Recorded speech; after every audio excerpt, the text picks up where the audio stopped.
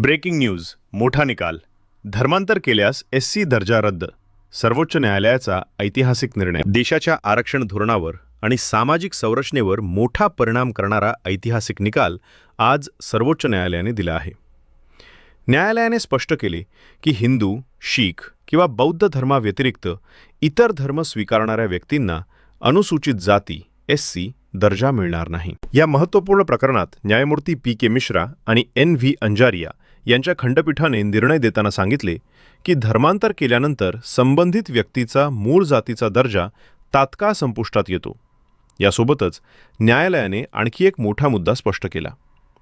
धर्मांतर केलेल्या व्यक्तींना एससी/एसटी अत्याचार प्रतिबंधक कायद्याअंतर्गत मिळणारे संरक्षणही लागू होणार नाही. नेमकं काय म्हटलं कोर्टाने?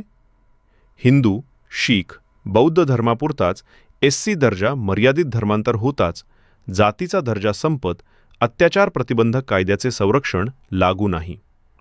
हा निर्णय देशातील आरक्षण, सामाजिक न्याय आणि धर्मांतराच्या मुद्द्यांवर मोठा प्रभाव टाकणार असल्याची चर्चा सुरू झाली आहे. तुमचं मत काय कॉमेंटमध्ये नक्की सांगा आणि अशाच अपडेटसाठी चॅनल सबस्क्राईब